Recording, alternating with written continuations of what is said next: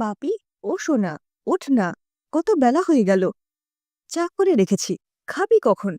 ওঠ বাবা, তুই যে কাল বলেছিলি গরম গরম কচুরি খাবি। বাবা কখন বাজারে বেরিয়ে গেছে আনতে। ওই এলো বলে উঠে পড়ে এবার। ও হো মা, এর থেকে আমার হোস্টেলই ভালো। একটু শান্তিতে ঘুমোতে পারি অন্তত। বাড়ি এলেই শুরু হয়ে যায় বাপি আর বাপি। মাথা খারাপ হয়ে যাচ্ছে একদম। ছেলের ধমকানিতে চুপ করে যায় সীমা। ওদিক থেকে হাঁক মারে বিমল। কই গো, একবার নিচে এসো না। অনেকগুলো ব্যাগ হয়ে গেছে, আমি আর পাচ্ছি না। আসছি আসছি, দাঁড়াও ওখানে। বাপি উঠেছে। রাজুর দোকান থেকে একদম গরম কচুরি এনেছে ওর জন্য, সাথে গরম জিলিপিও। সংক্ষেপে না বলে সীমা ব্যাগ দুটো নিয়ে উঠে পড়ল দোতলায়। বাবা মায়ের ডাকাডাকিতে উঠতেই হয় একরাশ বিরক্তি নিয়ে শঙ্খকে। ভালো নাম শঙ্খ শুভ্র। অনেক আদর করে নাম রেখেছিলেন বিমল। বিয়ের 8 বছর বাদে কত ঠাকুর দেবতা ধরে ওই সন্তান মানে ওদের শিবরাত্রির সলতে। শঙ্খ বেশ কয়েক বছর বাইরে আছে। এটা ওটা অনেক কিছু ট্রাই করে এখন প্রাইভেটে একটা চাকরি করে। মাইনে তেমন কিছু নয়, তবে ওর অনেক উচ্চাশা, আর তেমনই ঠাটবাট। চোখে রেবানের সানগ্লাস, দুটো তিনটে ফোন। মোটামুটি গায়ের পাতা থেকে মাথার চুল পর্যন্ত সবটাই ব্র্যান্ডে মোড়ানো। নিজে যা মাইনে পায় তাতে কুলোয় না অবশ্য কোনো মাসেই। আর তার ফলে বলকে প্রতি মাসেই বেশ কিছু টাকা পাঠাতে হয় ছেলের জন্য। তাই বন্ধুবান্ধব, খাওয়া দাওয়া কোনো কিছুতেই খুব একটা খামতি নেই। মা, শোনো, আমাদের দোতলাটা এবার একটু রেনোভেট করো। আমার সব বড় বড় বন্ধুবান্ধব, অনেকেই বাড়িতে আসতে চায়। তা ঠিক, কিন্তু অনেকটা খরচ পড়বে রে। তাতে কি, সামনেই তো বাবা রিটায়ারমেন্ট, ওখান থেকেই করবে। বিমল শুনে বিরক্ত হন। এরপর থেকে তো এতটা টাকা পাবো না, মাইনে কমবে। তাই এত খরচ না করাই ভালো। তবুও ছেলের আবদারে সব হয়। সীমা জানতে পারে শঙ্কর বান্ধবীর কথা। ওরা সামনের বছর বিয়ে করতে চায়। তোর বিয়েতে আমাদের আপত্তি নেই, তবে তুই চালাতে পারবি তো সবটা? অত ভেবো না, সব ম্যানেজ হয়ে যাবে। আমি তো চাকরির বাইরে কিছু এডিটিং এর কাজ করি, আরও কিছু ইনকাম করে চলে যাবে। মাকে ছবি দেখায় শঙ্খ ওর বান্ধবীর, তবে বেশ আধুনিকা মনে হলো মেয়েটিকে সীমার। একটু ইতস্তত হয়। হ্যাঁ রে, আমরা তো খুব সাধারণ। ও পারবে তো এই বাড়িতে মানিয়ে নিতে। হ্যাঁ, ওসব নিয়ে ভেবো না। তাছাড়া ও তো বাইরে থাকবে বেশি, কদিনও তোমাদের সাথে থাকবে। শঙ্কর বিয়ে হয়ে যায় রোশনির সাথে বেশ ধুমধাম করে। সবাই বেশ খুশি, তবে বৌমা একটু বেশি আধুনিকা। অষ্টমঙ্গলা সেরে ওরা ফিরে আসে আবার এখানে। কয়েকদিন থেকে ওরা চলে যাবে কাজের জায়গায়। সীমা দেখে এবার সাথে কোনো গয়নাই আনেনি রোশনি, একদম খালি খালি এসেছে। সব গয়নাগুলো কি করলে? আমিও তো অনেক কিছু দিয়েছি, একদম ন্যাড়া হয়ে এসেছ। তোমায় নিয়ে ভাবছিলাম একটু আত্মীয় স্বজনের বাড়ি যাব, অনেকেই বলে রেখেছে। ওগুলো সব মায়ের কাছে রেখে এলাম। গয়না ক্যারি করা তো ঠিক নয়, চুরি হয়ে যেতে পারে। সত্যি তো, কথাটা ঠিকই বলেছে।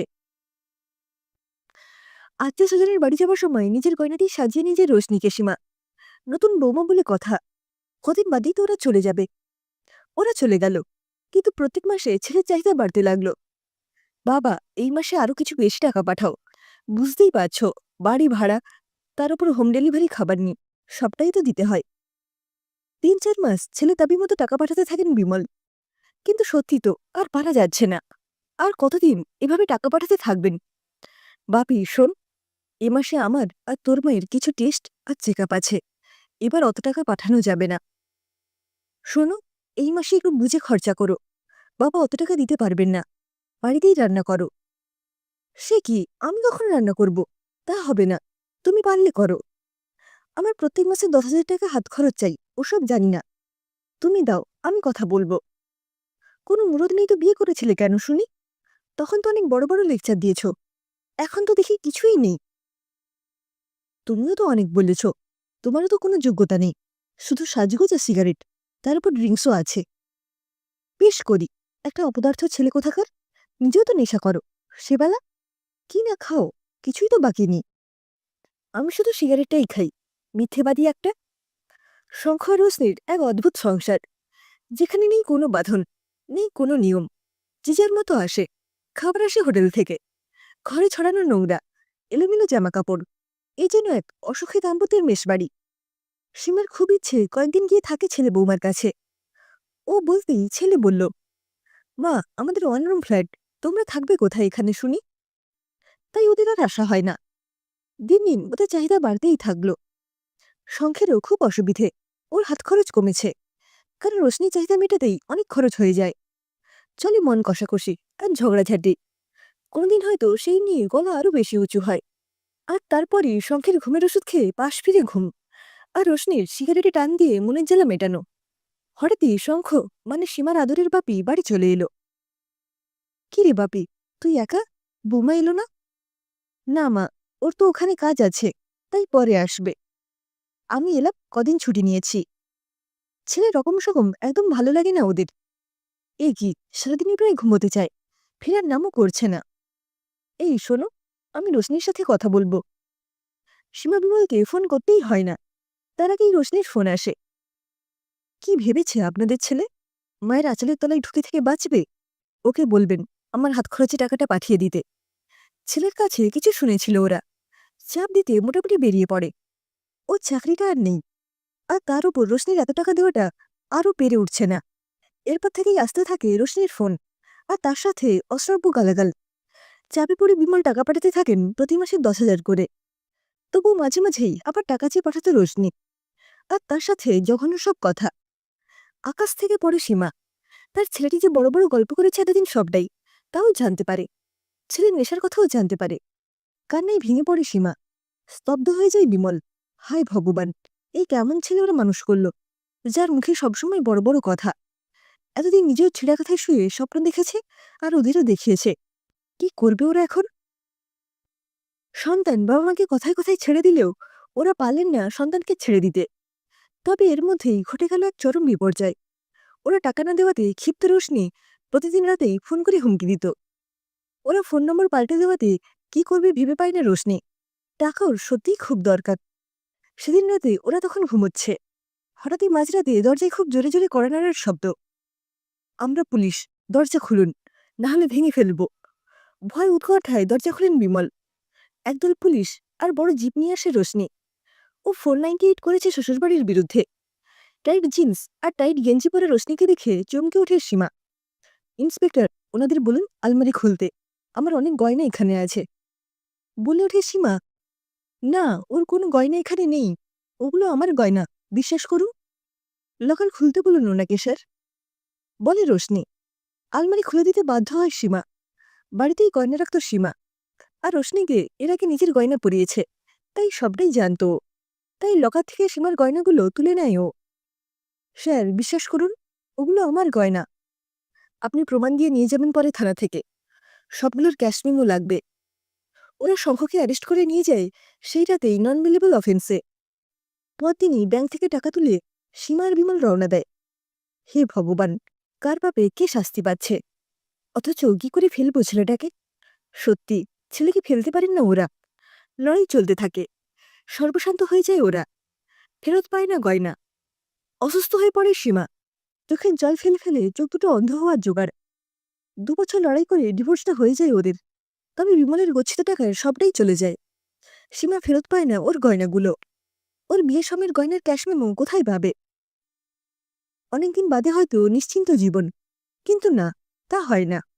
শঙ্খ ডুবে যায় নেশায় আর মানসিক অবসাদে, হয়ে ওঠে খুব হিংস্র। ভয় দরজা বন্ধ করে রাতে শোয় ওরা।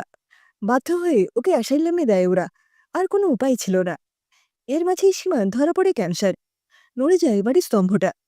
রাতে দাঁত চেপে লড়াই করতে থাকে বিমল। সীমাও বাঁচতে চায় বিমলের জন্য। সারা জীবন মানুষটা মার খেয়েছে, ও চলে গেলে কে দেখবে মানুষটাকে? মাঝে 4টে বছর সীমা চোখে চোখ রেখে লড়াই করতে থাকে বিমল। বাড়ি প্রায় অচল। শঙ্খ এখন কিছুটা ভালো আছে, একটা চাকরি পেয়েছে, যদিও ছোটখাটো তবে পার্মানেন্ট। এক চিলতে আলো দেখে সীমা। মা, একটা কথা বলবো? আমি এবার বিয়ে করতে চাই। আবার বিয়ে? অস্বস্তিতে পড়লেও তারা অমত করলেন না। সীমার হাতে দিন গোনা সময়, সংসারের হাল ধরতে কেউ এলে আসুক, যদি ছেলেটা ভালো থাকে। এবার খুব সাধারণ ঘরের মেয়ের খোঁজ আসে। শঙ্খ হ্যাঁ করাতে ওরা আর আপত্তি করে না। তবে সীমার ভাগ্যে বোধহয় আর সুখ নেই। অতিরিক্ত স্নেহ আর প্রশ্রয় শঙ্খকে করেছে মাত্রাছাড়া আত্মসুখী। কোনো সহানুভূতি ওরা পায় না ছেলের কাছ থেকে। বিমলের আজকাল হাঁটতে খুব কষ্ট হয়, বয়স তো কম হলো না, তবুও সারা সংসারের দায়িত্ব তাকেই নিতে হয়। ওদের নতুন বৌমা প্রতিমা ভালো ব্যবহার করে না ওদের সাথে।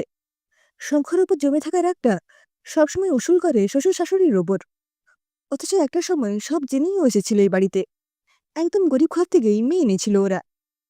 তবুও হয়তো সুখের ভাগ্য সবার থাকে না। তাই সীমাকে এখনো চোখের জল ফেলতে হয় বৌমার খারাপ ব্যবহারে। ইমল তরকারি কাটা থেকে অন্য সব কাজ করেও একটু ভালো কথা শুনতে পায় না। সীমার শরীর খারাপ হতে লাগলো আরো বেশি। তবে এর মাঝেও একটা ভালো খবর পাওয়া গেল। প্রতিমা মা হতে চলেছে। শঙ্খ যেন কিছুতেই খুশি নয়। ওর অত্যন্ত উচ্চাকাঙ্ক্ষা ওকে পুড়িয়ে শেষ করে দেয়। এমন জীবন তো ও চায়নি। একটা সাধারণ চাকরি আর সাধারণ বউ। শঙ্খের অবসাদ বাড়তে থাকে। অথচ একসময় নিজেই বিয়ে করতে চেয়েছিল। প্রতিমার ছেলে হলো। অনেক দুঃখ আর মৃত্যু যন্ত্রণার মাঝেও নাতির মুখ দেখে একচিলতে সুখ পেল সীমা। প্রতিমাকে বলল, ওকে স্নেহের সাথে সাথে শাসনও করো বৌমা। আমরা বাবাকে তো কিছুই করিনি, শুধু আদর দিয়ে গেছি। মুখ বাঁকায় প্রতিমা। নিজের ছেলের ভবিষ্যতের সাথে সাথে আমার জীবনটাও নষ্ট করেছেন। সীমার চোখ দিয়ে জল গড়িয়ে পড়ে। 2 মাসের মধ্যে চলে যায় সীমা। বিমল আজও পাপের প্রায়শ্চিত্ত করে চলেছে। শঙ্খকে এখনো শোধরাতে পারেনি। নীরবে অসহায়ের মতো সহ্য করে ওর উপদ্রব। আজ বর্ণপরিচয়ে রাখাল আর গোপালের গল্প বড় বেশি মনে পড়ে। সময় শাসন করলে এই দিন তাকে দেখতে হতো না। সন্তানকে স্নেহ দেওয়ার পাশাপাশি প্রয়োজনে তাকে কঠোর শাসন করাও বাবা মায়ের কর্তব্যের মধ্যে পড়ে। এ কথা কেন যে বোঝেননি